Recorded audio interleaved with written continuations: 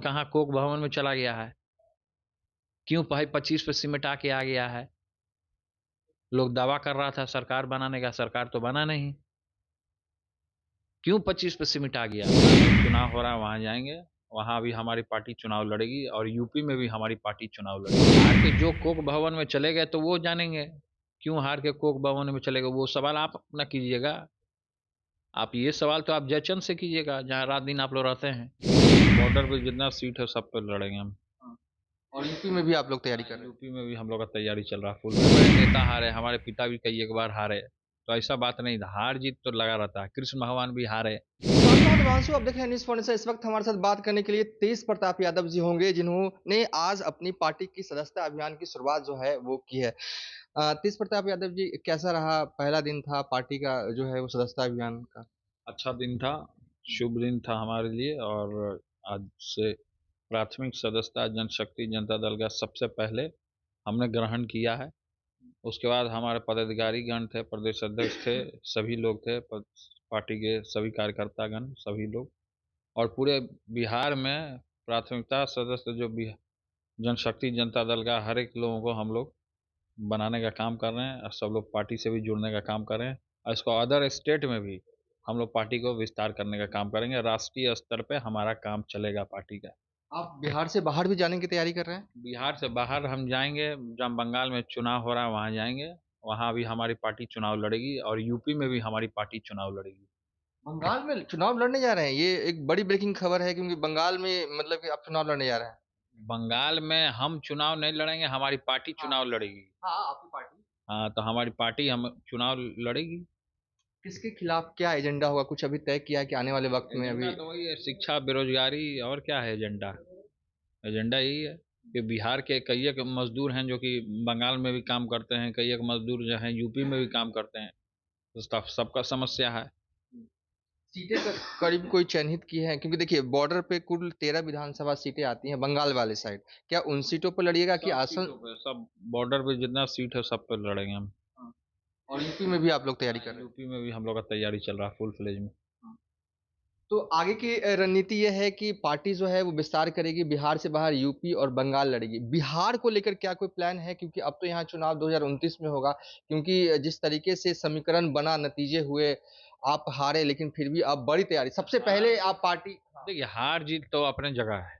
बड़े बड़े नेता हारे, हमारे पिता भी कई एक बार हारे, तो ऐसा बात नहीं था, हार जीत तो लगा रहता है। कृष्ण भगवान भी हारे, तो इसीलिए इस सब चीज़ों से हताश होने वाली बात नहीं है, बल्कि मजबूती के साथ और जनता के बीच में खड़े उतरना चाहिए और लोग जनता का दुख दर्द को समझना चाहिए इन लोगों को। और संगठन को पूरी तरीके से मजबूत करने के लिए हमारा टीम और इसी अभियान में लगा है। उसके बाद सदस्यता अभियान के बाद हम पूरे बिहार का दौरा लगाएंगे और एक यात्रा लगाएंगे और आने वाले समय में हम रैली भी करने का काम करेंगे। यूथ क्या कनेक्ट कर पाएंगे आपसे? तो यूथ तो बहुत सारा कनेक्ट हो गया हमसे। तो ये सवाल आप जो कह रहे हैं, आधे से ज़्यादा यूथ हमारे साथ कनेक्ट रहता है। आधा से ज़्यादा यूथ जो है हमसे कनेक्ट होता है, तो चुनाव। यूथ तो कनेक्ट है ही। हाँ।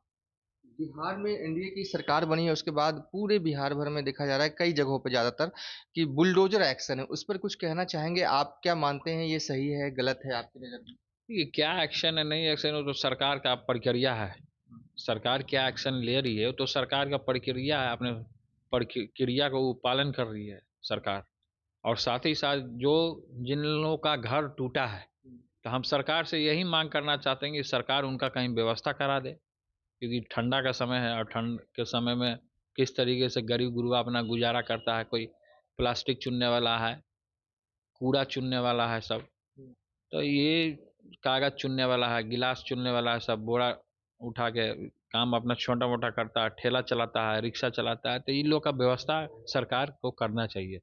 अगर घर तोड़ा है तो उसके मुताबिक उसको सरकार को मुआवजा भी देना चाहिए, फंड भी देना चाहिए कि इनका व्यवस्था हो, वो भी अपना गुजारा कर सकें। तो ये हम मांग करते हैं, और क्या है। एक आखिरी सवाल है कि आप महुआ से चुनाव लड़े थे, आप चुनाव हार गए, आप जब प्रचार कर रहे थे तो खूब भीड़ दिख रही थी, लेकिन क्या हुआ कि वो वोट में कन्वर्ट नहीं हुआ? आपने समीक्षा देखिए, बैठक भी आप बुलाई। फिर हार पे चले गए। हमने क्या कहा कि हार जीत लगा रहता है, बड़े बड़े नेता हारे हैं, तो ये हार से हम हताश होने वाले नहीं, बल्कि और मजबूत हुए हैं। हार के जो कोक भवन में चले गए तो वो जानेंगे क्यों हार के कोक भवन में चले गए, वो सवाल आप अपना कीजिएगा।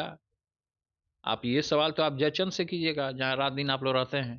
तो रात दिन जहाँ आप लोग गुजारा डाल रहे हैं, तो जयचंद से आप सवाल कीजिए कि कौन कहाँ कोक भवन में चला गया है, क्यों भाई 25 पे सीमेंट आके आ गया है। लोग दावा कर रहा था सरकार बनाने का, सरकार तो बना नहीं, क्यों 25 पे सीमेंट आ गया? क्योंकि कृष्ण को लात मारने का जो काम किया, वो 25 पे सीमेंट आके आ गया। तो ये सवाल आप उनसे कीजिए। आप फिर फालतू का कोई सवाल, इन चीज़ों पे हम कुछ नहीं जानते हैं।